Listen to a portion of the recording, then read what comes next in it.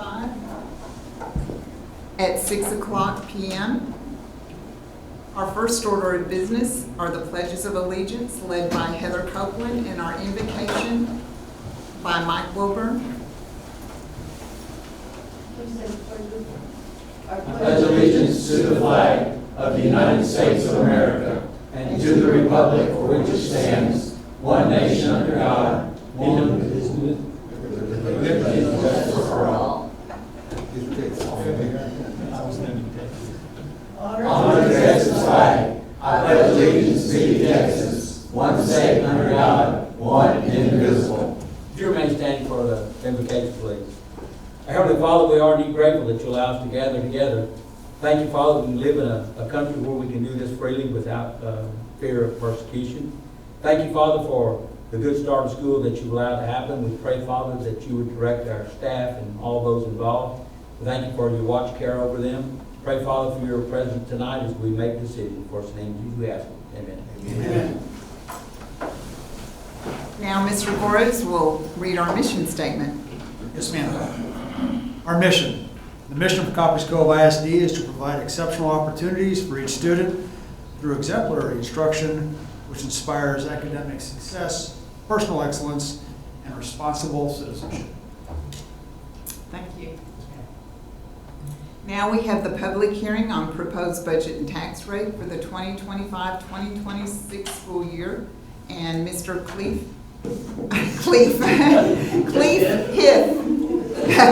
Heath, Mike and I are both doing that. We must be tired. All right. It's been a big day, let's put it that way. Thank you, Cliff. That's one way to just put it all together. That's right. Yeah. But If that's the first time that it happened, I would be shocked. But it's not. Unfortunately, hey, it's not. let me say a couple of things, Mr. Heath, before you start, and that is this board agenda is somewhere along the way we had a glitch, and I take full responsibility for it, and we'll fix it because there's very little that happens in public education that can't be fixed. There are some things, but this thing can be fixed, and I appreciate the trustees and their patience and the way that we've sought out to fix this. But somewhere along the lines, the adoption of the budget is not on this agenda that got posted. And I just say that it has been very time consuming with the change in the law. And we have been trying to map out September as well. And that, like I say, that's not an excuse, but nonetheless, it is what it is, and we will get it fixed. We are planning to meet on Sunday at 5 p.m. Maybe the first Sunday meeting in the history of the school district. I don't know. That there's no law against that. Let me point out. And I have graduated kids on Sunday at high noon in a former district. So just wanted to put that out there before people started, kind of embellishing stuff and things like that, and get the facts out. But so that item is not on there, but nonetheless, Cliff will go through the whole public hearing on this. The tax rate set is on there, and then we will address that on Sunday to make sure that we're compliant with the letter of the law. And this isn't the only way to do it, but I just want to say that we're doing our due diligence to be transparent and open. We could have called it an emergency item and put it on tonight's meeting, but I think that that's kind of gray in the law, and that's not what we want to do. We want to maintain public trust and do things the right way. And once again, I appreciate the trustees for committing to take care of that on Sunday as well. Okay, as we look to the 25-26 school year, one of the most important things we do is establish our tax rate. And so I put together a little presentation for you guys to review for your consideration. Our tax rate consists of two components: the M&O tax rate, maintenance and operations, and the INS tax rate, interest and sinking. Our maintenance and operations taxes pay for our day-to-day bills, paying our teachers, taking care of everybody, taking care of our students at school. And that rate is pretty much dictated by the state as far as what kind of revenue we can get based on our local base. Interest and sinking taxes are those taxes that districts use debt, long-term debt. And so those are two things we have to consider. We're very fortunate in Copperas Cove, and I'm going to share more information with you right here, that for 25-26, our maintenance and operations tax rate is 75 cents. It's 0.757500. That's supposed to generate approximately $13,844,000 in revenue for the district. Interest in sinking, as you can see, last year it was 0.020203. We were fortunate enough to pay off our debt this month, and so as of August 15th, 2025, the district is debt-free. That benefits our citizens in the fact that this year our tax rate is 75.75. They will pay no interest in sinking taxes, and so that's a 0.1953 reduction in their taxes for the 25-26 school year. This slide demonstrates the total appraised value and total taxable value for the district this year, 25-26, versus the preceding year, 24-25. And so you can see overall the total appraised value of all property has increased slightly. Total appraised value for new property and the tax value of new property has declined slightly. It shows just a small decline in new homes and properties in our district.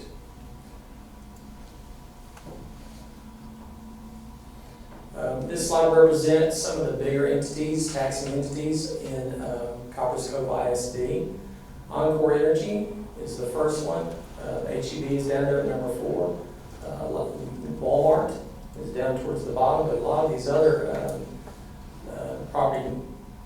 properties are apartment complexes, duplexes, and things like that. So we have a couple of small patches of industry within the district. We have a lot of residential properties also owned by apartment complexes and property management companies. Schedule of debt, as I mentioned, for this year, we paid that final debt payment on August 15th, the amount of $1,832,075. For next year, there is no debt payment. So that is a brief summary of our tax rate. Questions?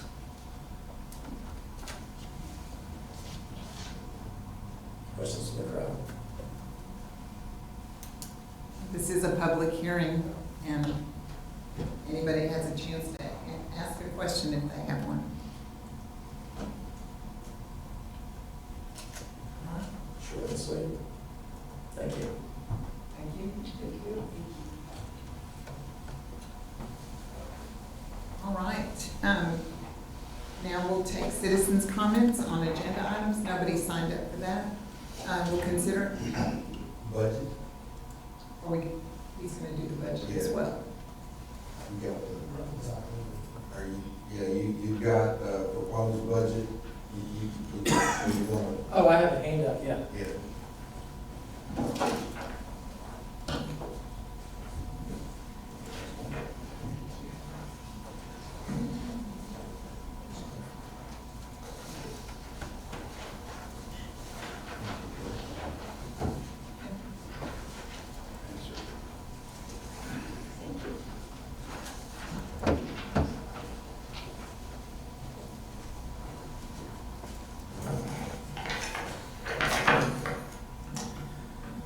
So we have a proposed 25-26 budget, which you see in front of you.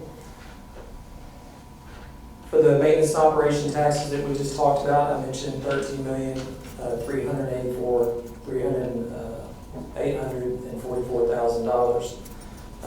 Our tax office also sends us an estimate of the collection percentage that we should anticipate collecting. For 25-26, that percentage is 97. And so the number that you see there for revenue, for maintenance and operation taxes represents 97%, that $13,800,000 or so. So $13,290,000, $429 for maintenance and operation taxes. State aid, this is the part where the state basically pays the district the amount that it takes to run all our campuses or schools and all our functions. So state aid is designated at $75,974,403. Other local revenue you see there, $2.597,500. That money comes from revenue from our athletic events, interest from our investments, facility rental fees. Those funds will be locally identified there. And then federally, we receive $950,000. That's from the federal SHARS program, and then impact aid. That our students are taking a survey here in a couple of weeks. We'll collect that information, submit it to impact aid, and we anticipate approximately $300,000 from them this year. So total revenue is $92,812,332. Then we get down to our estimated appropriations. We spent a lot of work over the summer looking at how House Bill 2 will impact our teaching staff. We also have a support staff allotment that is included in funding for the district. And so that is all presented in our template that we received from the state. And so we compare those numbers to our staff. We have a timeline that we followed that started back in April, where we worked with campuses and departments. We met with them a couple of times over this summer. Both just myself and campus leadership, and then later on with district leadership, truly trying to hone in on those numbers. So for our instructional function 11 fund next year, we're looking at $53,258,000, $258,135. Instructional resources and media services is $1,045,080. Function 13, curriculum and staff development, is $375,736. Instructional leadership, $3,957,338.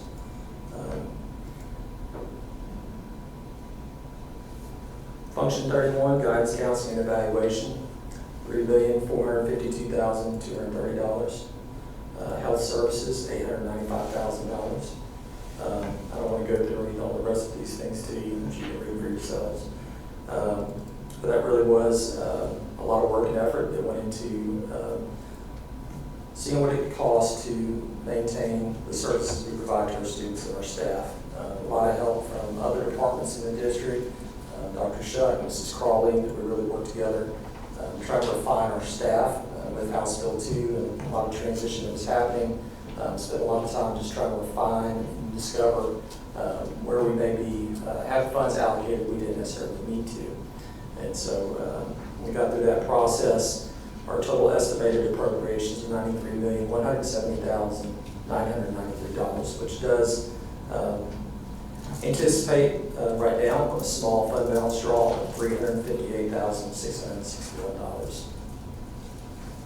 You can see there is no debt service in this year's budget because we paid off our debt.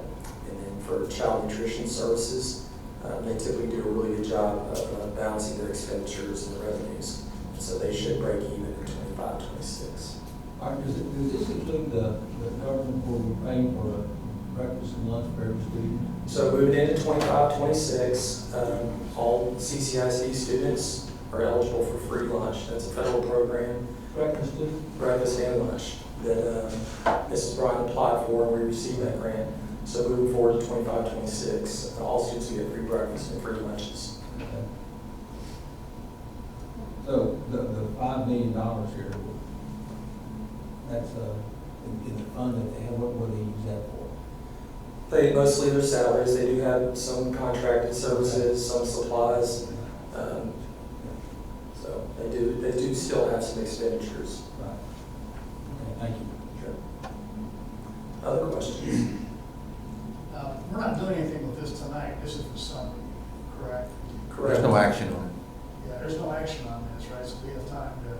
Digest. to digest, look at it. I mean, one of the things, I'm looking at was presented before. I obviously we're taking care of a lot of things, right?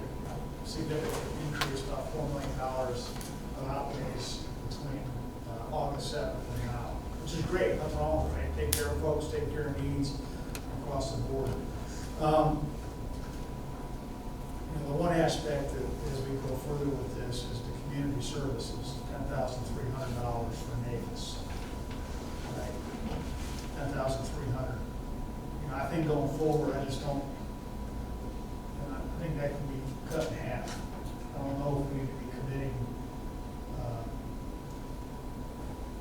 the status quo for board members to be going to NAFIS. Don't get me wrong, we need to send folks, right? The superintendent, yourself, CFO, and then somebody speaking on the board. But at $10,300 on NAFIS is, I want to discuss that. We can discuss that Sunday. You did hit on a few things. We had a workshop back on August 7th. Since that time, we worked really hard in refining our personnel department and making sure that we, folks that had left the district weren't still in those, in that file within our management system. And that's where Dr. Shuck and Mrs. Crawley came in, and we spent a lot of time really refining that list and trying to make sure that what staff we here are paid accordingly. And also navigating House Bill 2, making sure everybody got the stipends that were produced by the state as well. As well as, just finalizing everything for House Bill 2, right? That wasn't really known August 7th, which is good. I feel fortunate that we weren't a July 1 budget, because we would have really been scrambling at that point. Right, exactly. No. But, I'm going to obviously ask some questions tomorrow. Sunday? I'm sorry. Sunday, yes. Thank you. Sure. You did also say there was an increase, we could get some additional funding, state school safety allotment, teacher retention allotment, staff retention allotment. Those are some additional funds we hadn't received in the past that are included in this year's budget. Well, one of you're looking at again, $12 million, $2.5 million local increase. What's that 2.5 local revenue being generated for? From? Is that renting out the stadium or? We do, facility rentals is not a big part of that. We've been very conservative on some of our revenue projections. Our investments, amongst our investments, have done really well. You're bringing in over $1 million in interest on your. So it's your fund management that's drawing that. Yeah, just Investment grade interest rates that produce some additional income. Yeah. And still, these projections are fairly conservative, given what we've seen. You make money work. Absolutely. Right. People working. Yes, sir. One of the things that I want to bring up, Mr. Gordon brought up about the impact aid. And 2 different times that we've been to NAFIS, we appeared with the congressman and the senators, and 2 different times we've been told that they don't want to hear from the paid staff. They want to hear from the elected officials. And one time, if we had not been there, we would have been cut out of heavy impact aid. We would have lost $13 million in one fell swoop. Another time that we were there, we were going to be cut out of a portion of it. If we had not been there and the elected officials speaking on behalf of the school district, we would have lost money for our district. While we don't get heavy impact aid now, there's a possibility it may increase. But the elected officials are the ones that they want to hear from. Yeah, I agree, of course, that it's important for board members to go, especially. And it's a good opportunity not only to learn and attend NAFIS meetings, which we all do. There are lots of meetings that we go to. It's not like I had a friend who used to say, "Oh, you're going on vacation again." Well, it's not a vacation. It's serious. And I'm not going to say that we don't enjoy going out to eat with each other in the evenings, because we do. But almost the whole time is meetings. Like Mike said, we were there one time when our representative found out from us that they were gonna cut us out of impact aid. And he was able to get on the phone. He said, would y'all excuse me if you'll just go out to the waiting room and give me a few minutes? He got on the phone, he came back, he said, that's not going to happen. You don't need to worry about that. And I guarantee you, if the superintendent and a few of us board members had been there, they wouldn't have ever known what was going on. And he was able to take care of it very quickly. And and the other thing is, you never know when the program's going to change. It can change from one day to the next. The formulas are really kind of crazy. And I think a lot of people would like to start, working on having it more like other programs where each military student is accounted for and paid instead of a certain percentage. Because we've gone out of heavy impact aid, and so is clean. So, and I mean, this is a huge area of military. So, Holistically, there are fewer military-connected students in our district in ISD. Despite that, Copperas Cove is still affected by FORDUIT. We have property, right outside our city limits there that continues to impact us. That's less development for this school district, that's right. and housing that impacts us as far as our tax base. And so it's important we continue to advocate. I think it goes absolutely to the taxes, but it also goes to the kids. Jimmy has done a lot of work, or Dr. Shuck, excuse me, has done a lot of work on looking at student projections and student enrollment, and has really inserted himself into that and looking at student trends and everything. And this district, my former districts, every one that I've ever served in, there was a very consistent Labor Day enrollment. And in this district, you start to see increase in enrollment after the 3rd or 4th week in September. And a lot of that is military driven. Well, when kids are out of school, because the school districts in the state of Texas used to not start till Labor Day. And so the 2nd or 3rd week, they've missed 3 weeks of school. But now, school districts are starting earlier and earlier into August. And some school districts across the state, I know, even starts like the 1st of August. They bring teachers back in July, those 4-day week schools. And so what I'm saying is the gap in those students learning, they're missing 5 or 6 weeks of instruction by the time they start sometimes, because they're being moved from one place to another. And so those funds go to ensuring that the gaps in those kids' learning is remediated and that learning is accelerated to close those gaps into, which, as you know, it is very expensive to do that, and therefore is a very good use of that aid money. No, I got it, right, but, I mean, there's utility into it. As Mr. Wilburn, as basically pointed out, there's been effects of it, it's been affected in the past, right? But we're no longer going to impact aid, playing catch up, right?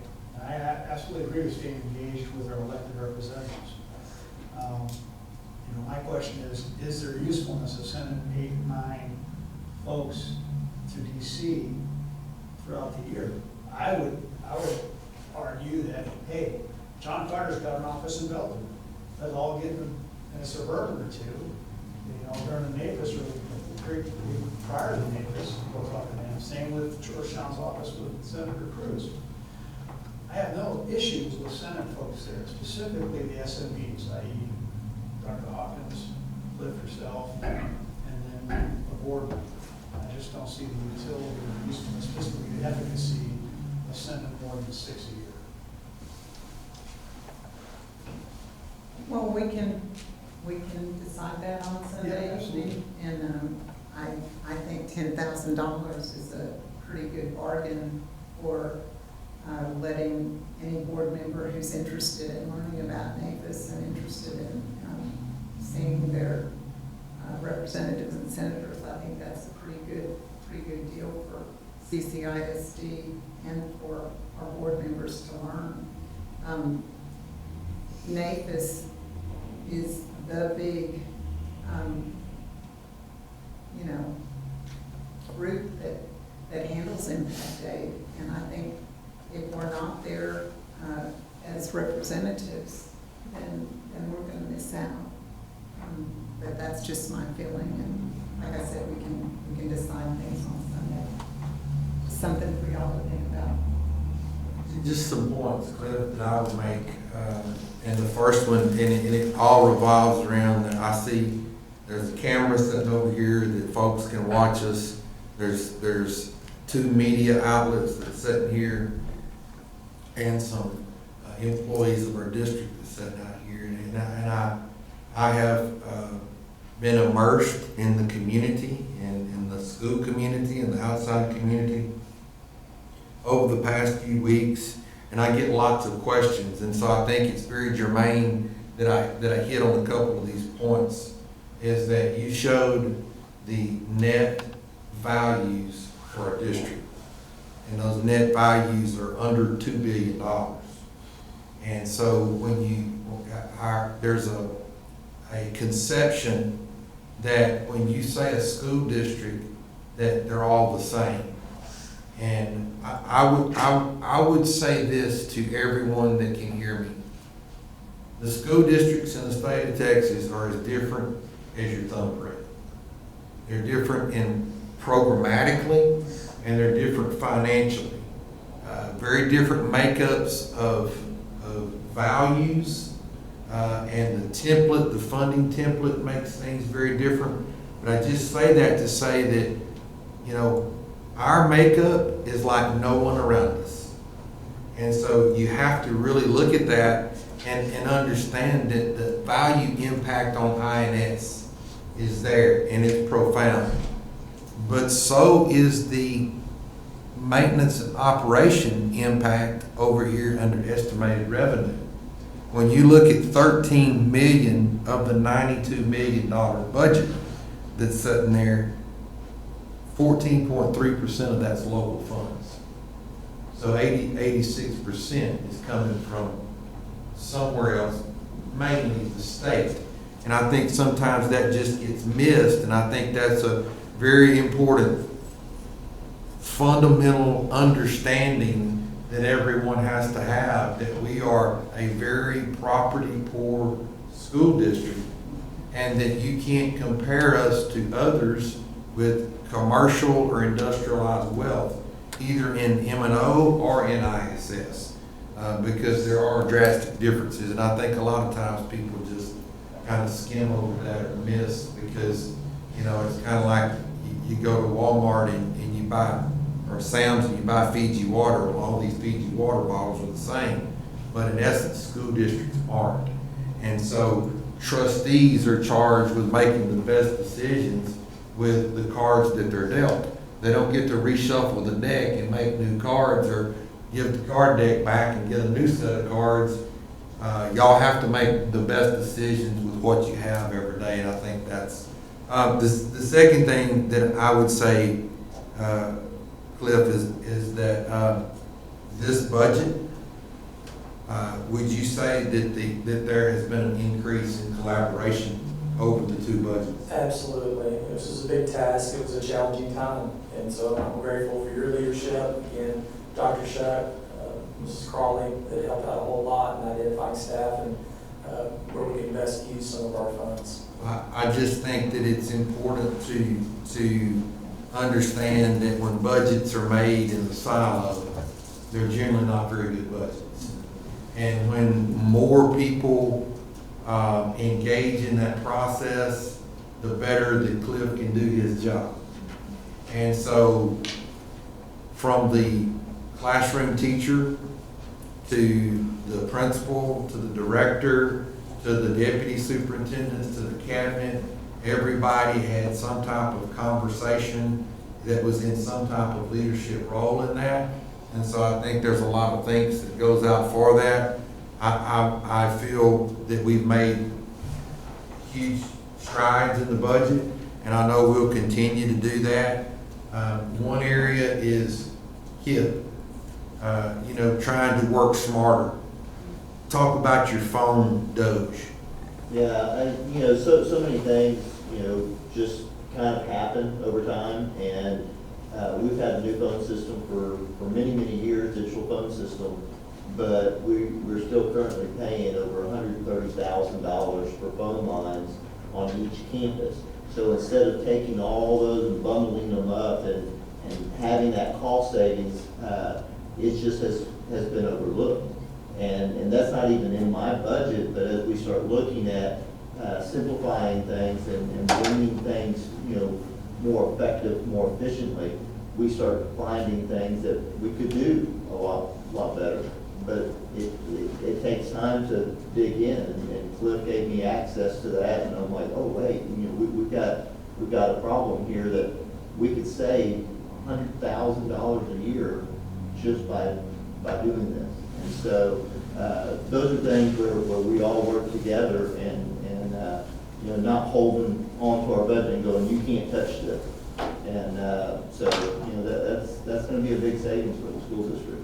I appreciate that, and that's one example, but that's the power of collaboration in the budget process.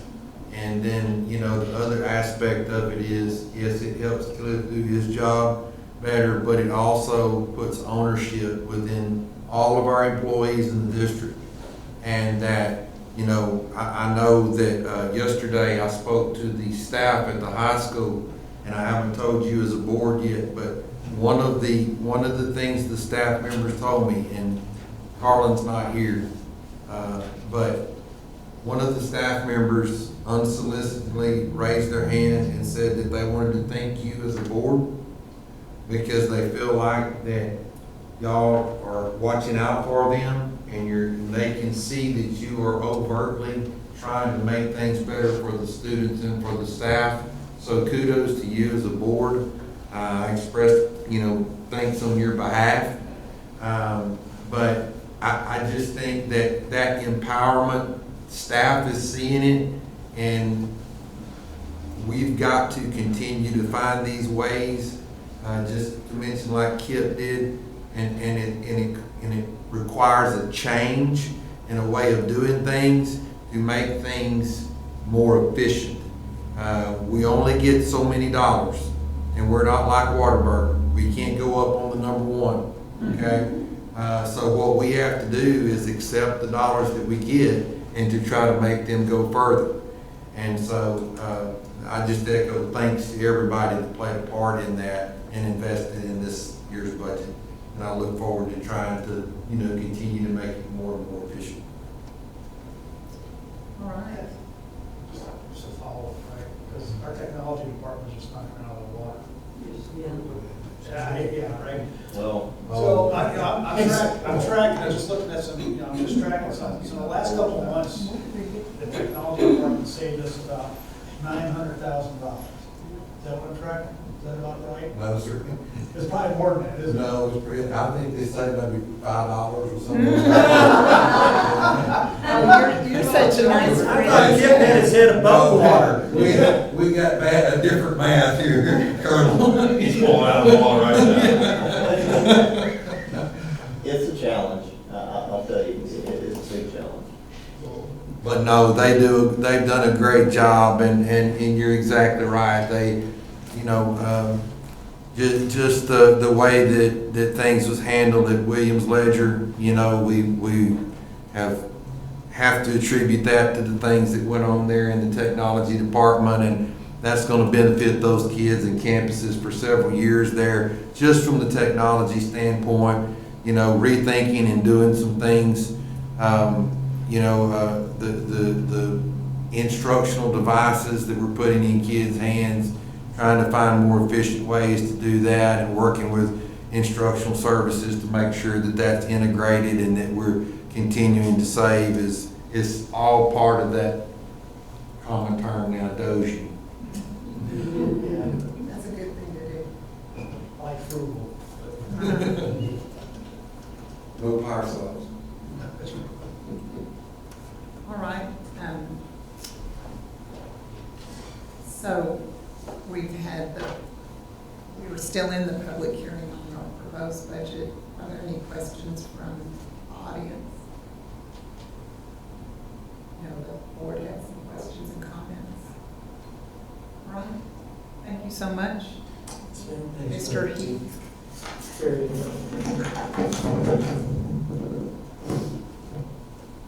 And we didn't have anybody sign up for citizen comments. Our next item is to consider and take action to approve the final budget amendments for the 2024-2025 school year. Well, obviously, the budget amendments that are in there, you're amending the budget, and they're not gonna be used. And so it's just an accounting maneuver. Those final year budget amendments are just there because you get hit in the audit, as we did the last time, if you go over a function.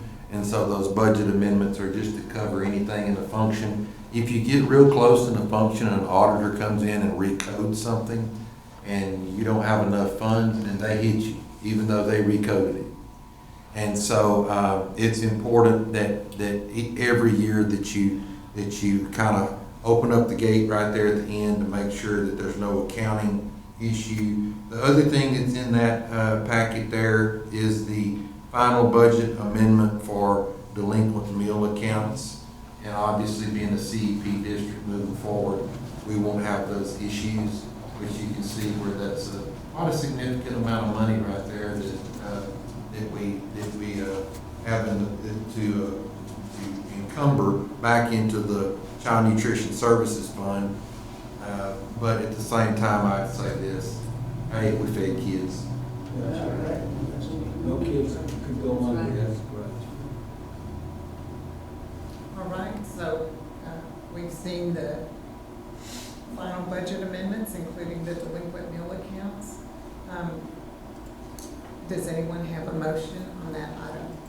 So moved, Madam President. Second. We have a motion by Mr. Gallen, a second by Mr. Traeger. All those in favor, please say aye. Aye. Any opposed, same sign. The motion carries. Next, we'll consider it. Oh, yes, I'm sorry. I've already forgotten about that. Yeah, we'll start down there with Ms. Hoffpower. Aye. Aye. Aye. Aye.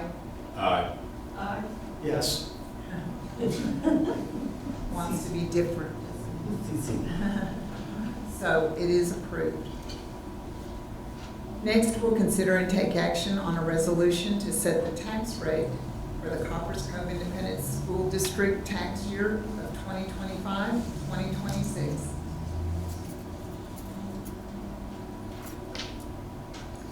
The resolution is there. Madam President, move we approve the resolution to set the tax rate for CCISD. Second. Okay. We have a motion by Mr. Allen, a second by Mr. Wilburn. We'll start with Jeff, and we'll see what everybody decides. Aye. Yes. C. Yes. Yes. Yes. Yes. Yes. So there are none opposed. The motion carries.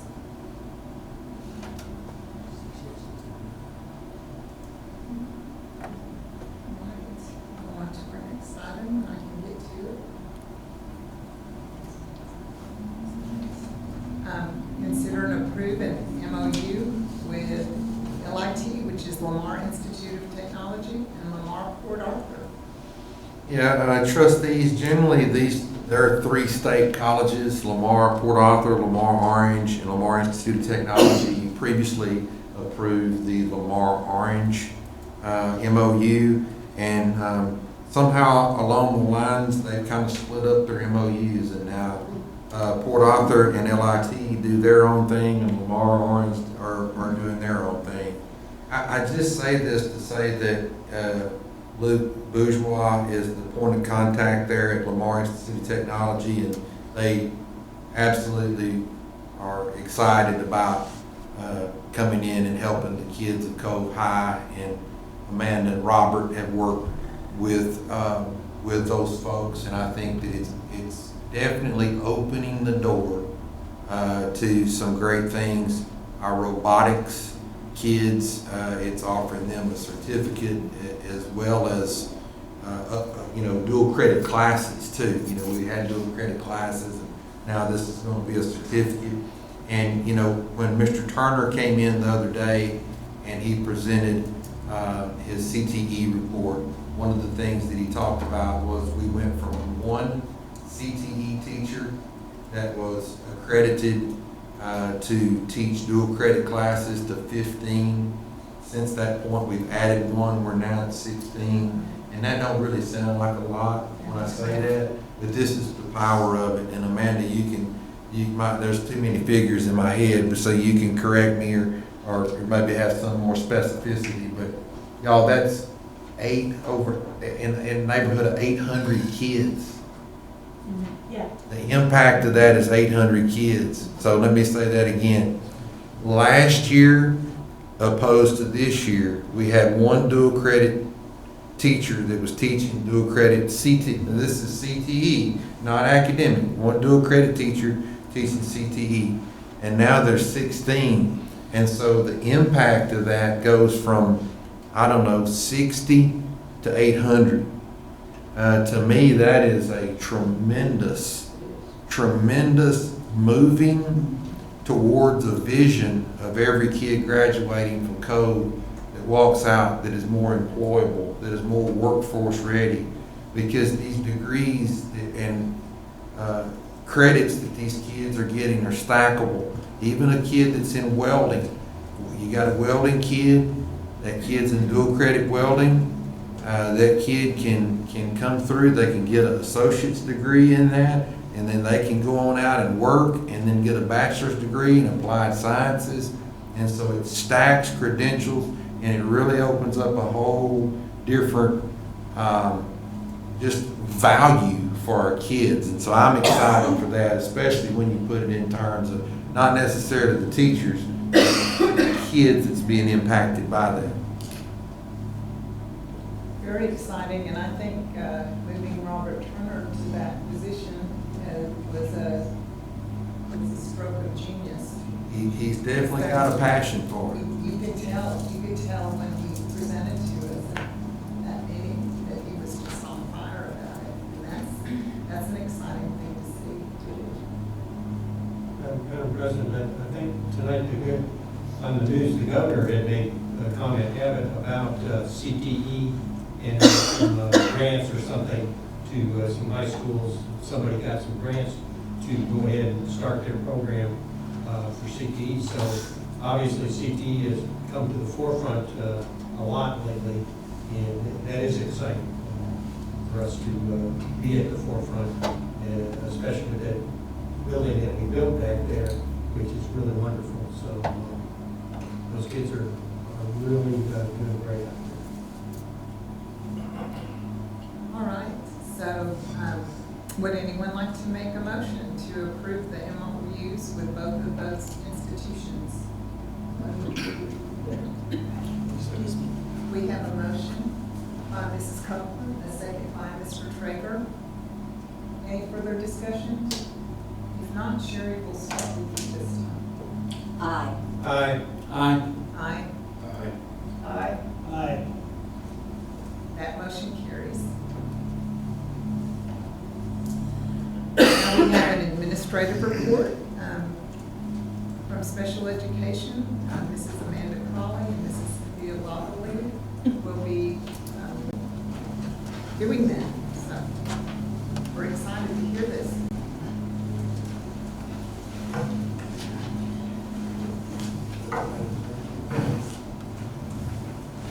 We have a little packet for each of you.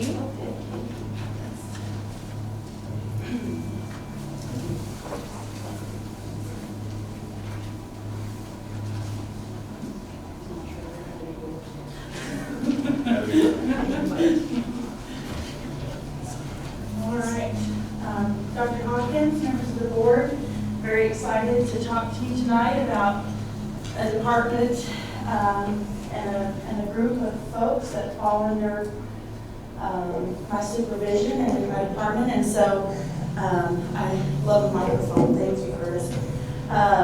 But we have a very growing special education department, and we want to talk about that a little bit tonight and give you a big overview. We're actually going to start with the back page, the one that's on the paper that's holding all of your packet together.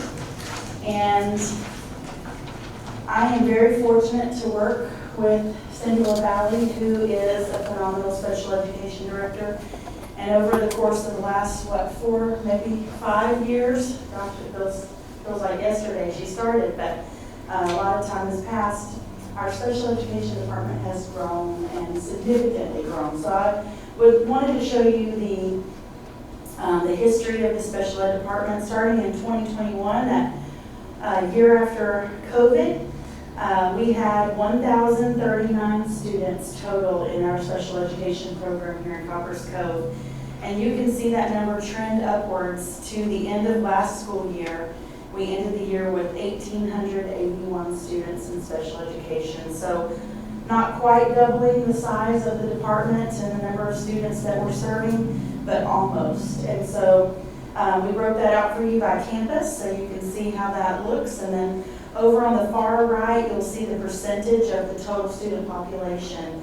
So we are now at 24.24% of our total student population is a special education student. And that is very different from the way things once were.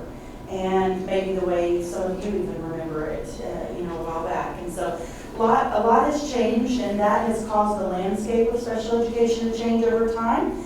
And we get to serve a lot more students now, and so that is a big factor in the department and everything that we do. So I'm going to turn it over to Cindy and let her take you through all of the different parts of the packet that she has assembled for each of you, and let her talk a little bit about her passion and her joy. Some days her headache. Okay, that first, or the next report that's in there is just we, as of today, running numbers, our population now is 2,065 students in special education, and then our total just student population is 7,579. So after that, it breaks it down into the disability categories that we have. So there are 13 possible disability categories that a student can qualify for special education, and these are the ones that we have numbers in. And so we have 5, when we say primary, so you can carry up to 3 that like the state recognizes. Some of our students have more than that, and then they're considered multiply disabled because they have more than that. But according to PIMS, the first 3 are kind of what generates our funds and what they look at. So that's what I reported on, okay? So the primary with the orthopedic impairment, we have 5 students who have that as a primary disability. Other health impairment, typically that is students who have ADHD, attention deficit disorder. That's the majority of them, but we do have some under OHI that fall under epilepsy or cerebral palsy, things like that, also fall under that category. Auditory impairment is hearing, and there's 5 students that carry that as the primary. Visual impairment is, we have 3. We have no students who we carry deafblind. So when they have a disability in the auditory and visual both, then they are considered a student who is deafblind. We don't have any students that are classified like that as of right now. We have 167 who qualify with an intellectual disability, 83 who qualify as emotionally disturbed disability. Sorry, that just changed. We have 1,037 who qualify with a learning disability, 135 who have a speech impairment as their primary. We have a lot more that have speech when you look at secondary. We carry 323 students with autism, Developmentally delayed is a new category that just, Texas has just adopted. And so we currently carry 28 that way. It's kind of the non-categorical. The new term really is developmental delay. So we're in the transition of moving from non-categorical to developmental delay. And then we have 3 who qualify as having a traumatic brain injury. Okay? Where are those that were traumatic brain injury, what camps are on that? Do we have a special situation for them? No. The 3 that we have are, so that traumatic brain injury, can go from mild to, severe. So we have 2 that are in PCD, which those are our students with the most significant needs. And then we have one that I guess you consider that is mild. And so that student is just in the kind of general population. And our PCMD students, they are pre-K through 7th grade at Martin Walker Elementary, and then 8th grade through 12th grade are at the high school. I have a question. I see dyslexia isn't in here. Remember, that was an issue because they made it part of the special ed family, so to speak. It's considered a learning disability now, so it's not, Okay. it's not a separate So category. it falls under It's that. a something. So, we still kind of differentiate once that they all fall under, learning disability. And then from that, just like for our teachers and, staff's information, we do still differentiate kind of on down to, kind of where their disability is when we find a learning disability. It could be in math or writing. If it's in reading, a lot of times then it's going to be dyslexia. The next little part at the bottom, there's other types of things where we, carry students. As of today, we have 109 in-state transfers, which mean they came, they moved here from somewhere in Texas, and then we have 34 who have moved from out of state. So we get a huge influx at the beginning of the year, and we get another huge influx after Christmas break. And I think that's due to the military. It's a pretty large group that come. And then above that, qualified, not enrolled, those are students who have elected to be either homeschooled or private school that still would like services from the LEA, so from us. And we have to provide those services. So we have to test and we have to provide those services if they want them. We got home down. No, it's homeschool. They want to go home, they want to attend homeschool. So do we send a teacher to the home, or they bring them to school, or? We kind of do a combination of a lot. When they're on a service plan, you still have a meeting, an ARD meeting, and then at that ARD meeting, you decide how much time and what type of services would benefit the student, but we do not give them the same amount of services as if they would attend public school. So we are obligated to serve them, but we are not obligated to serve them at the same amount, frequency and duration that we would if they were enrolled. So where do we serve them? At school. Well, they bring them to school? Typically not during the school day. We pay the teachers to do that after school, typically. We have a few that we have had come during the school day, but it's all, special ed is all individualized. So, yeah, so it's made, that decision is made during that ARD meeting. I have a question.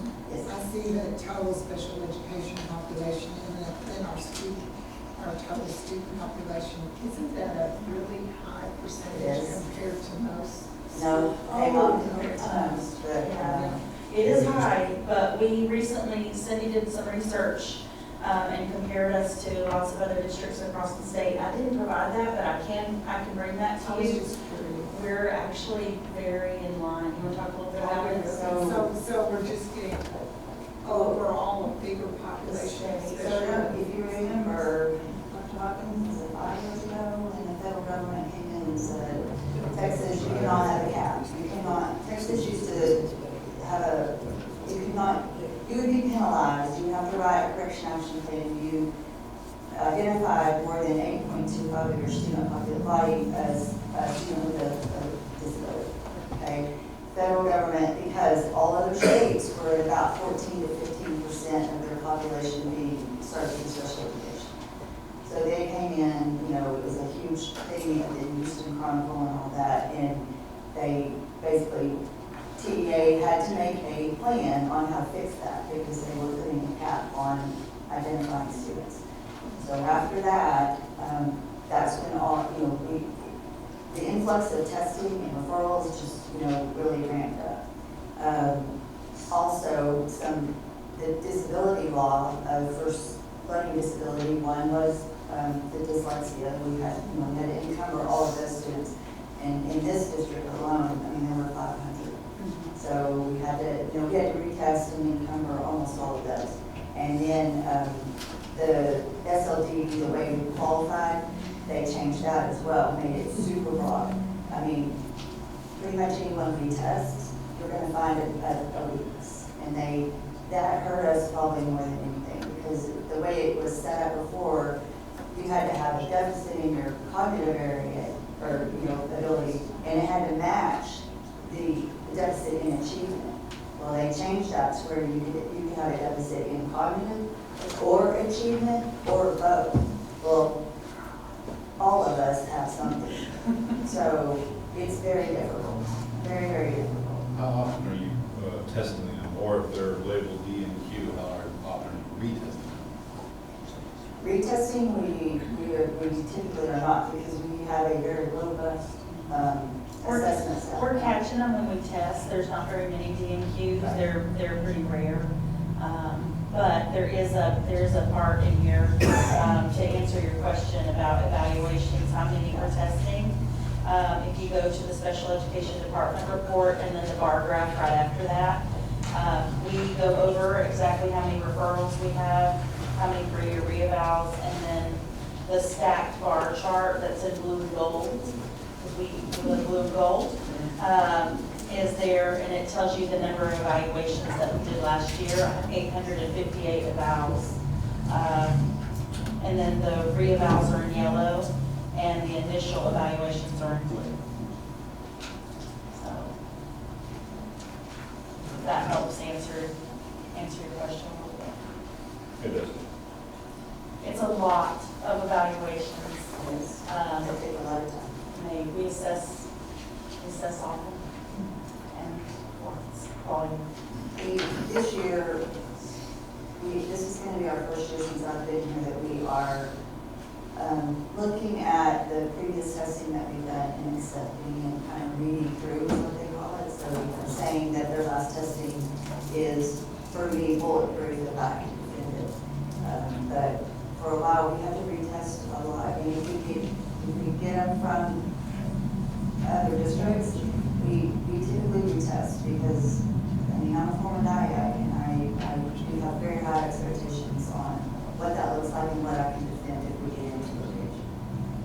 So the one we have in residential placement, we're responsible to age 21 or until they move out. So we have to make the decision every year. So we go to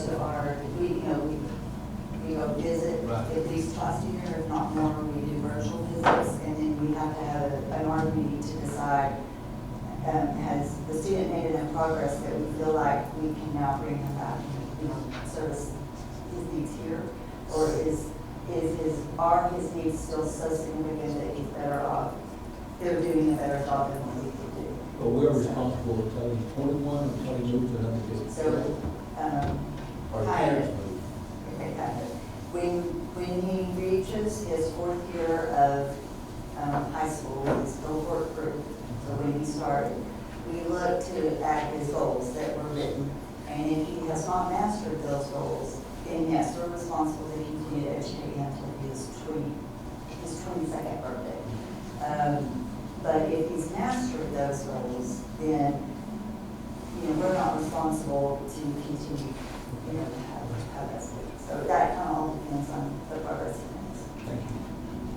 So on this very first thing, the only other thing that I think is significant is on the second page, you'll see that for speech impairments as a second disability, there's 436. So when you look at my speech staff, and it's rather large, if you look at only primary, you might question that, but we don't typically carry speech as the primary unless it's speech only, because speech is one of the only disabilities that can effectively be, I guess, remediated and dismissed quicker, I guess. So it's harder to carry them as primary. So we typically carry them, if they have more than one disability, it's usually not the primary one. Okay.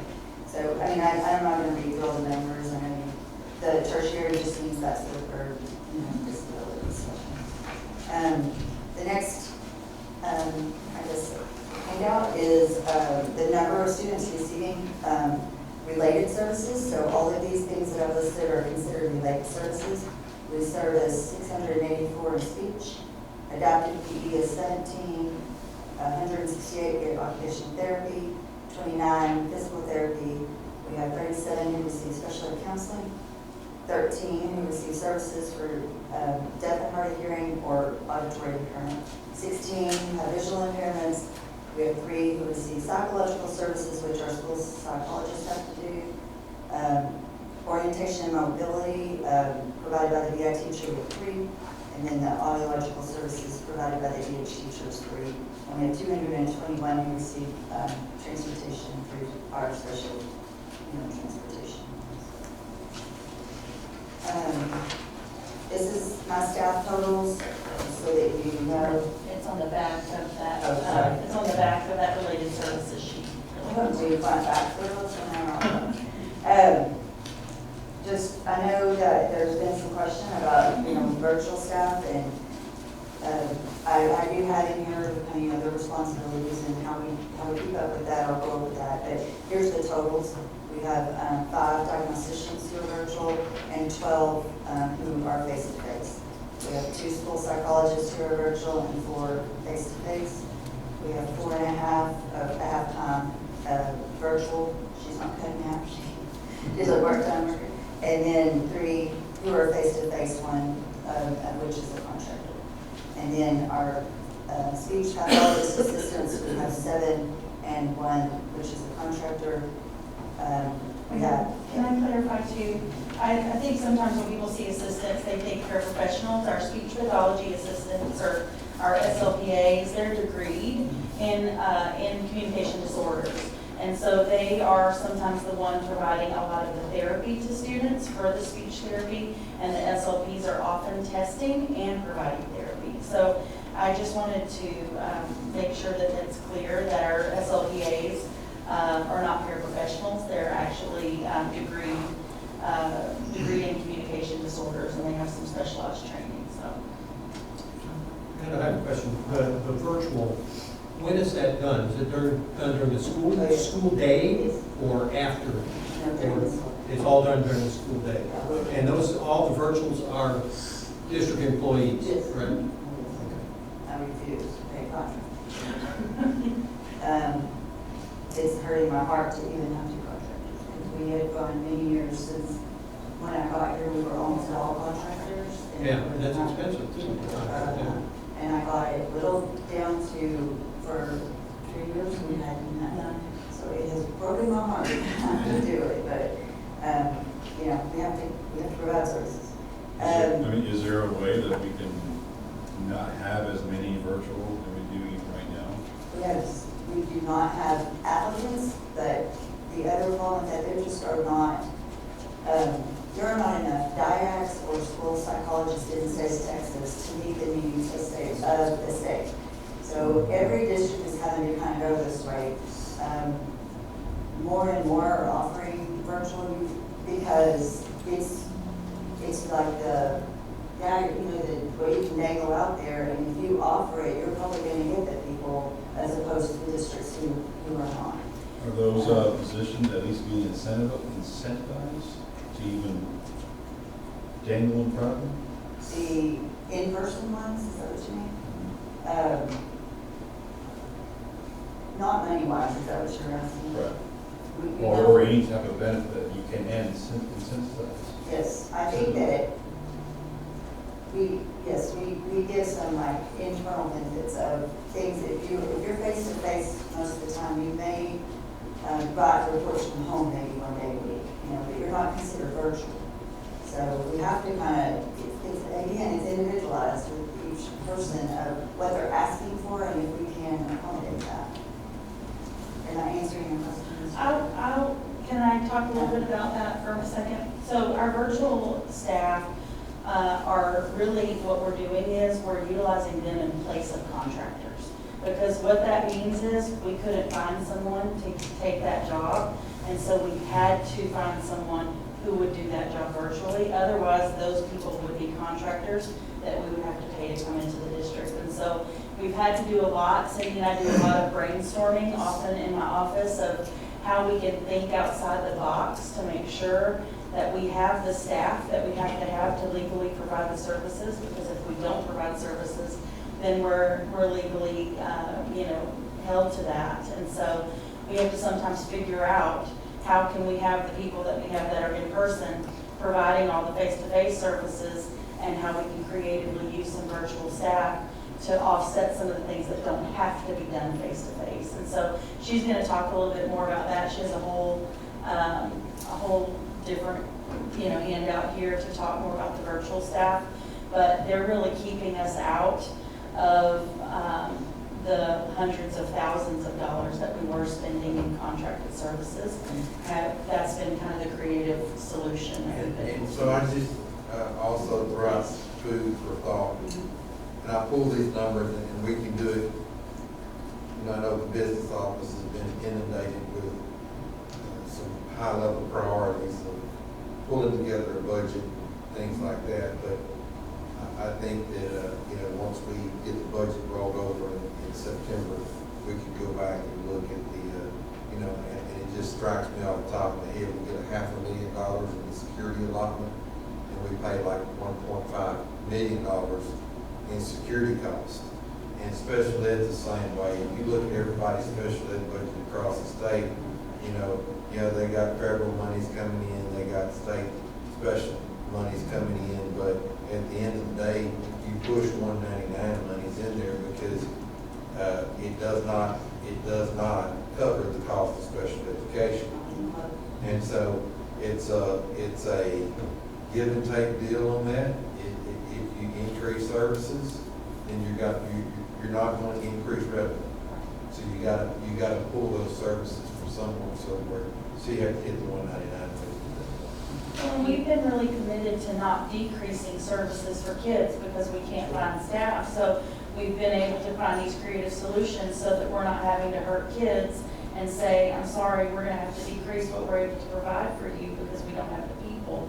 We're able to offset some of the duties that the people can do that can be done not in the school building with these folks, and it's helped so that the quality of service hasn't had to decrease for kids. But I do hope, though, that the ones that are present or physically here aren't bombarded with roles and responsibilities or caseloads drafted onto them because you got personnel. She's going to show you. Okay. Yeah, just quick, how are the parents accepting the virtual thing? Very well. They're accepting it because, well, of course, I worked for him as a sped teacher, and it was always, they wanted face-to-face, they wanted to see you. I And think they some wanted of to it complain to is you, they probably what wanted to do all opened that. this door up, and, we were forced to have to do that. I know that's probably what made us start being a little more creative, because it opened that door. Well, and I would draw your attention to, I think that there might be a misunderstanding in that none of our teaching is virtual. So if you look up at the top, the only virtual people are diagnosticians and school psychologists. They're doing assessment. The speech may be the only thing that would be a virtual service to students, but I don't even think there's a lot of that. There's none of that. So all of that is just straight assessment. So it's not, it's assessment report writing. And that's where the cost comes in. Assessment is the big cost. Correct. And that's the creativity that you guys are telling us about. That decreases that cost as opposed to hiring contractors, which is going to shoot your cost up. And we haven't had to sacrifice the quality because we've been very creative. Cindy's going to go over with you exactly what she allows those people to do and what she expects them to do, because she's a worker and and she expects people to work very hard. And she's gonna show you, she has set quotas for them that if they don't meet, that is problematic. They have to provide certain things. And so by no means are they sitting home doing nothing, collecting a paycheck. She scrutinizes their work very carefully and makes sure that we're getting a lot of bang for our buck out of those people. And again, that they're not decreasing our service to kids because we're able to do that. And so it's all about the reports and the things that we can do virtually without decreasing that quality of service. And we started with, the first round of it were my former employees from my previous district. So I knew them, I knew their work ethic, trusted them, so that helped because, it wasn't like I was looking at strangers to do this stuff. So right now we have 1 part-time speech vacant and 2 speech vacancies. So we're quickly closing the gap of vacancies, which is good. The next page is just, it'll be in your board report, but it's just, numbers as of right now. So when you looked earlier, it was last year's numbers, this is where we are sitting right now. So for instance, between the high school and Crossroads, we already have 40 referrals. We know throughout the year we have 104 3-year revals to get done. So that, again, that's that information. So as of today, we have 312 referrals, 406 revals that we know we have to get done before, and we're not even to September. So, it's going to be a heavy load this year. Yes, ma'am. Just out of curiosity, standard number of referrals is 1 second week. Okay, yeah, let me clarify that. That's Okay. So what happens is, when we get consent, we have 45 days to get the school days to get the testing done. So some of these consents generated in the spring, because they carry over to the next school year. So no, we have not gotten 40 from Crossroads and high school in the month of August. Does that make sense? Well, no, I was just looking at the normal referrals. My question is, what is the average time of the referral to the evaluation? So Slash the bank, there's basically. 45 school days to get the actual testing done. Once that is done, we have 30 days to get to an art meeting. So it's a pretty significant timeline, that we have to get all that done. Yeah. What are we averaging? I know we have that timeline, but about what are we averaging? Yeah, We use every day. Okay. Because while these numbers have increased, my staff has not. Right. So I still have the same amount of staff as back when you look in 2020, 21. We can add it.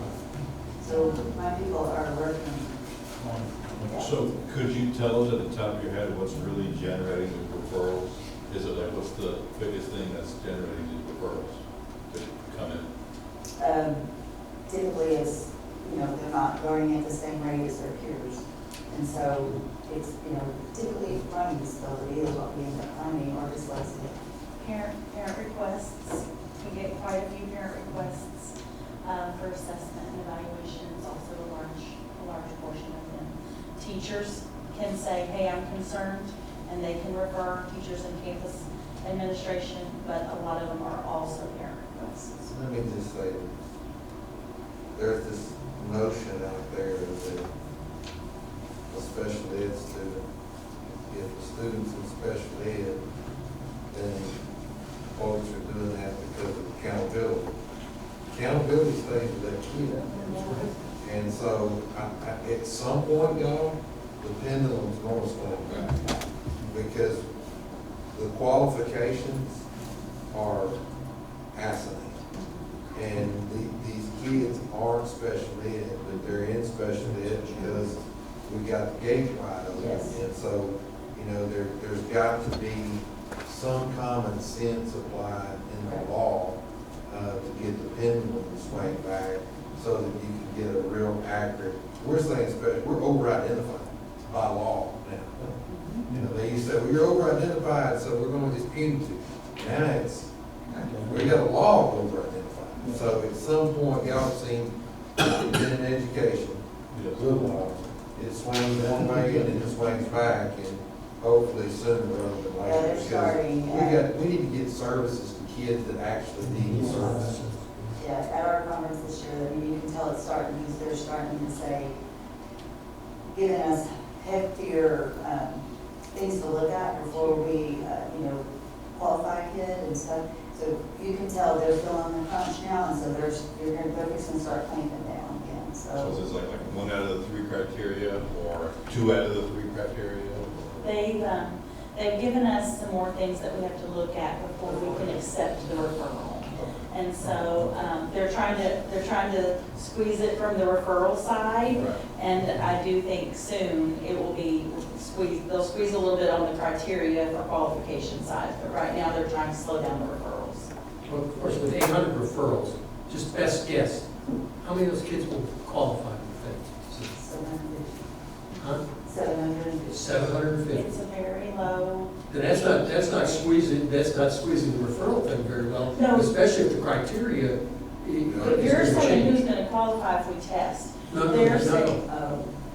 We don't deny. You don't, I know you don't deny, but, if the criteria is going to change and you have to scrutinize the referral a little harder, then that 800 number, you shouldn't qualify 700 people, Right. 700 we may kids. not test. You may not test. If we test, If you test, They're then likely. they're likely to qualify. Okay. So is there a reason that Clemens Parsons is so, has such a high number compared to the other elementary schools? On the night. On the referrals. She's looking at the 51. Well, Little again, growth. I'm looking at the totals. The totals are the same as for Clemens Parsons, the same as SC Lee, and almost the Cove same Junior as High. the Cove Junior High. So, They're about the same size. they are the same size. Student They're about population. 850, 900 kids. Clemens Parsons too? Yes. Oh, Yeah. It's very large. I didn't know it was that long. Yeah.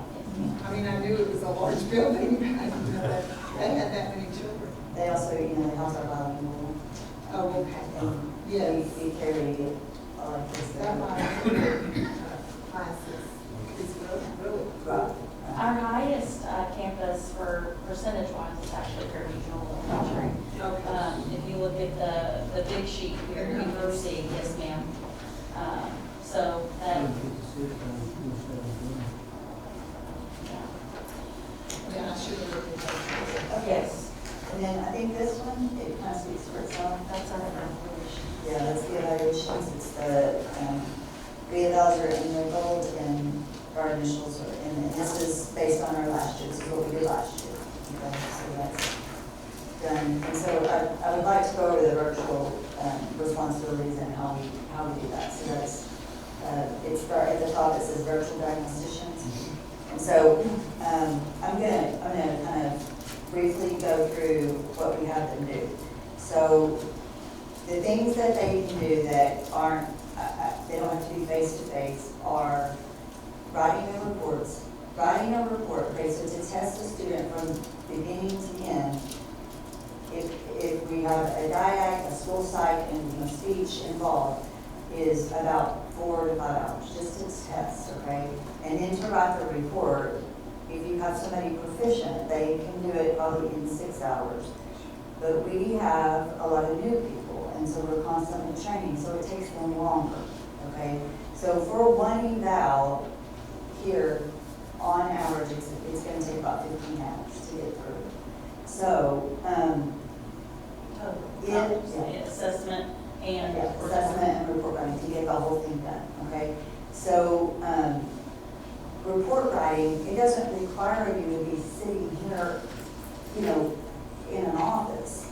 You can, that's something that could be done from home. So we give them that task. We give them the task of, in the report, you have to also put in their STAR information, their MAP information, their grades, their, all that data that's housed somewhere. So it's the responsibility of these people to go get that data and, snip it into the report, okay? The observations, the diag or the school psych might go into the classroom to do the in-person people go to do that observation, write it up, but they send it to the virtual DIAG or school site to actually write it up into, paragraph and grammatical correct language in the report. We have to make recommendations, so the people who are virtual can do that. They also attend the arts. Most of our virtual staff, attend the arts because the principals are really good about pulling them in. We have a really good system with that. And that's where I've seen the parents are very accepting of that. And that has gone very well. So that is typically. Now, we have a couple are bilingual. DIAG is virtual, and she can test virtually because we have a bilingual parent that is on this side of the video. And so that testing can happen. Testing kits now are being made for virtual testing. I mean, this is kind of the way our world is going. So we just sent all of our diagnosticians to get trained on the new test kit that has come out, and it is a virtual platform because they're realizing this is the way it's going. So I have listed everything that they do here, but that's in brief, that the type of things that they do. Our speech pass they do evaluations because they can do that virtually. They write reports. They have to supervise the SLPAs who are doing the services. And they have to update the progress reports. They have to write the goals, and they do their R's virtually. All speech services are done face-to-face. Our speech pass do not, they're virtual, do not serve students. Our face-to-face people do all the services. So that's kind of in brief how they're set up. I require what's in parentheses. Like Ms. Crowley said, I do require a certain amount that each of them do and have to do. We track that. They also have to log their time on a spreadsheet that we keep up with to make sure that they're logging, the 8 hours. But when I got here, we were on a lot of corrective action plans, and we have no corrective action plans now. We missed timelines a lot before I got here.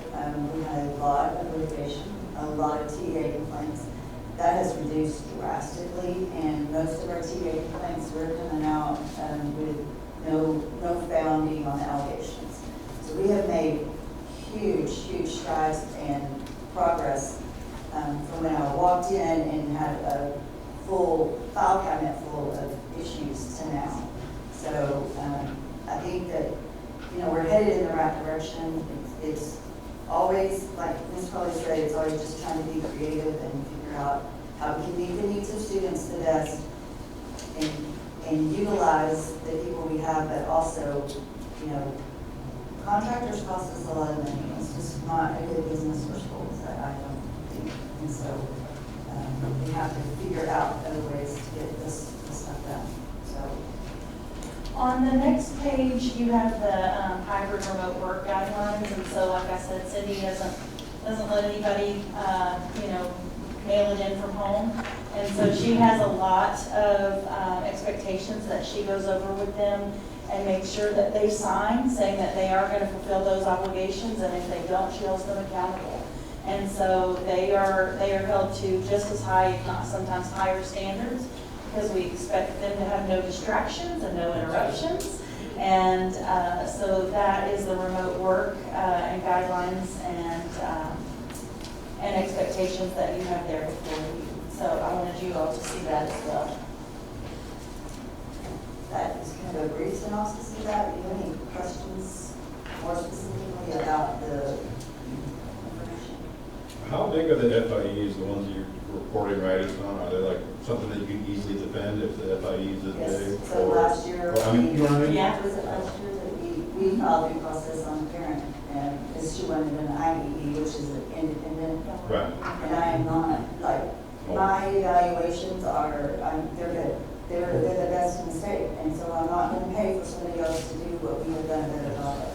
So we filed due process and we won.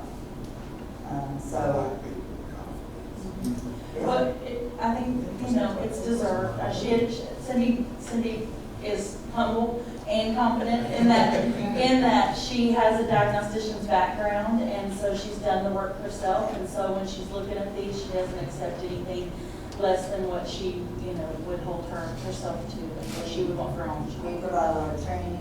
We meet weekly with the DIACs and the school sites to go over their assessment. We make decisions as teams, not just one person is making the decision. Our new folks get a whole lot of training, and they're scrutinized, a lot. So, but they are really good. So. The next part is, yes, I think, I cannot remember if I've shown this to you guys before, but we get this, sometimes the state surveys our parents in arts, and so this was in 23-24, but we just received it in the 24-25 school year. And so this just talks a little bit about how our parents are feeling about their services, about the art meetings that they're attending in CCISD. And so you can see at the bottom of this particular report, the state's average percentage indicator was 70%, and Copperas Cove ISD came in above the state average for indicator 8. And so while we have a large population here, and while we have done some really unique and creative things to serve kids, our parents, by and large, despite some of the social media posts that you see of, the few that are loud and disgruntled, we do have a large majority of parents that report that they're very happy with the services that their children are receiving. And so if you go to the next page of that, you can see this little bar chart here where our parents have answered these questions, and we're very proud that agree to very strongly agree is, it's very top-heavy, lopsided set of graphs there, because our parents agree or very strongly agree that their students are getting quality services. And so I do think sometimes we see a lot of social media and with the world today on all of our different concerns pages, that we do have parents that have concerns, but we reach out to them and we try to rectify those situations. And so I wanted you to see what our parents that answered the survey are saying about special ed services in our district. And so I'm very proud of that. And I sit in a lot of arts, and that's really rare. I'm certain about sitting arts. I sit in every NPR, and there are a lot. So, I get to know the parents, and these videos who seem to get in trouble. Yes, So, we are. Manifestation, determination, When they, And I think of disability to the course of action. Or behavior. Or behavior that that student did in, or also training. I tell you, Cove has always been known for having good support for special education. That's what got me here to Copperas Cove. The Army brought me here, but that was the reason my wife chose Copperas Cove, is because of the reputation. And I'm glad to see us being a district of choice, that we're getting kids coming because they know they're going to get the services that they need, and the fact that we've got a lot of coordination going on in building teams to take care of them, being creative in how we handle things. Because in this time of tight budgets and stuff, like you said, contracting is not the way to go. Right. It's expensive. The last thing you have in your handouts before we wrap up and answer any questions that you may have is the law changed regarding providing crisis training and prevention techniques for parents. So originally we trained our staff on the crisis prevention and intervention techniques. We've used various programs over the years, CPI, you may have heard of SAMA or Handle with Care. And so now the law is asking that we train parents in those same techniques. And so Cindy and her department did not shy away from that, quickly put together a training schedule for parents to come to our district training facility. And she didn't offer it just once, but she offered it every single month for our parents so that they can get that training for working with some of our students that are very challenging, not just in the school setting, but also in the home setting. And so there's some really great techniques that she teaches for verbal de-escalation. And so she and her team are going to do that for our parents as well monthly. So that's exciting that our parents will get that opportunity as well. That would be interesting in seeing how well attended it's gonna be by parents. You know, 'cause a lot of special ed parents will shy away from just showing up for something, and then some will be there every single month. Yeah, we started the autism meetings last year, and that was interesting. I really thought we would have a larger turnout for that, and, you know, training parents on autism. What about the one on the 25th? What was the attendance like for that? In August. Oh, we didn't have information on that, but I don't know, it had been publicized enough, Mm. so. How come we don't have any ABA? I saw we had autism enrollment above 300. We used to have ABA. I'll let Why- Cindy why talk a we little steer bit away about that. It's not that we steer away from it, but it's hard to find ABA or BCBAs who want to work in a school setting. They make more obviously in a private setting. Private sector. And so they all mostly are in a private setting. If we allow them to come into the district and come into the classroom, one, we really are, violating federal with the rest of those kids, because they're not an employee of the district. And we've had some kind of negative experiences with a few that kind of take over the classroom, and they take over what the teacher is doing. Also, it works for certain students, but it doesn't work for all. So when you then let them into the classroom and they're trying to force every student to do that, it's not effective. And when we do that too, we have no jurisdiction over them to, keep them from. They're not our employee. Yeah. Company, not employee. Well, the parents will ask that they be able to, they're private ABA therapists, that the parent is paying through insurance or personal pay, and they're wanting them to come into the school setting and work. So at that point, they're not our employee, which is difficult because you've got someone who's not your employee working with kids in the school setting, and so that can be very challenging. Some of them also, they use it to recruit. Yeah. And that's really not the purpose. So they really want to get into the school setting so that they can have more people in their private therapy. And that's really not what it's designed for. So we really want to make sure we're purposeful in that. Cindy's got a really good procedure that she's put in place to make sure that we handle that in an appropriate way, and that the students that do need it are getting it, but that it's not something that's disruptive to the school environment either. So it's a great question. And a couple of the programs that we use, STAR, STAR, is all based on the ADA, the ADA practices. So our teachers are trained in that. So while they might not be a certified BCBA or have the ADA, certificate, they are learning those same strategies. So they still can utilize those same strategies. Same model, same scope. So. Yes. Just because I'm not labeled a BCBA, I can still do the same, strategies. Yeah. This has been really informative. I for one, really appreciate it. Well, and I have, Mr. Prager, I have very high expectations. And the people that they either love me or they hate me, because if you are a worker, you are gonna like me. But if you are trying harder to get out of work, you're not gonna like me. Call it work reverse. Yeah.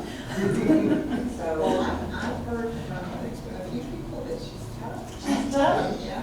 She's tough. And if they tell me that, I'm inside, I'm going, yes. Well, you're sitting right back there. Oh, she's really hard on him. I can vouch for that. You can vouch for that, she's tough. that's how we met. Oh. He was a teacher and I was called to intervene. So you really intervened. Thank y'all for your time, and I appreciate it. We want to answer any questions that you might have, but we also want to respect your time. Thank you, Miss Carly, Miss Level A. Did I get that right? LaValle. Valley. This is how he taught me. It's like the valley. When you look out to the valley, because it's really I'm talking about. French. A wonderful brief, Rick, wonderful presentation, very informative, couple questions. First one is related services and student totals. Related services and student totals. Roughly, I'm counting 1,200 right, roughly 1,200. Is that daily or weekly? No, it's not even weekly. They typically see students either every other week, sometimes just once in 6 weeks. It kind of depends on the student, the needs, the therapist. What the evaluation indicated that the student is the That's deficit. another thing that I've changed when I got here is there were a lot on consult. I did not believe in that. They need some kind of service, so I had to try to really, clamp down on that. And so some of my related service providers are not real pleased with that. But I don't, what is consult? Like, you need to be seeing the student. So, Well, that makes a little more sense, looking at it as far as Yeah. workload across and all. The next one is on the whole indicator 8 thing, right? Indicator 8 thing. So, data can be manipulated into almost anything. But I'm looking at the Cove ISD individual categories, and nothing's less than nothing's less than 76%. Nothing's less than 76%. And just, quick cursory look at it, I mean, I'm thinking this should be easily 83%, 84% across the board, but yet the state is showing 74%. Why is there a disconnect, or is it data manipulation? But on the front page, it says we're beating the state by 70%, 74 to 70, right? But if you go to the individual categories, nothing's less than 76. So we should not be less than 76 across the board compared to the state. I know you did. They said That's what I this. told you. I wonder if it's cumulative, in each individual question, but it should in theory add up. Yes. But, Well, there's no way it is. what made my heart happy despite that is that, we see a lot of negative out and about, and people that do have concerns, and we definitely want to work with them. But, sometimes that's the minority, and this is the majority of our parents that did talk, and there were quite a few that responded, and I was thankful that they took time to fill this out, because it was a little bit of a survey. well, it was another company that sent it, like, it didn't come It was a from third us. party. No, yeah, I understand, right? I'm going back, Yeah, like, from memory. Mhm. This is not all the great things, sometimes. yeah. But I remember, a comment, by an evaluator talking about our SPEC program. And I look at it, and the individual categories demonstrate, we're well above 80-some-odd%, right? I'm not gonna crunch the numbers, but I'm probably looking at a strong 84%. So there is a disconnect between what the state provided and what you're being graded as. And I think that's a good news story, right? I mean, 74 to 70 is great news to begin with. Mhm. But I think we're not getting all the credit due Yeah. for what we've achieved. Then my last question, and it really goes, if you need something, what do you need from us? Right? What do you need from us? Support. Okay, I mean, exactly, right? What more can we do? And I know it's an open-ended question, and I'm not asking, I I'm would, leading to look at how we can support you better. well, I would ask that if you're getting complaints from the community or from staff, if you would let me know and let me have the opportunity to either, if it needs to be fixed, I'll fix it, or if I need to explain it. But, I don't know. I've always known school board members and been real, it's always been, real open with me in my former districts, and I hate if you are getting complaints and I'm not given the opportunity to try to either fix it or explain it.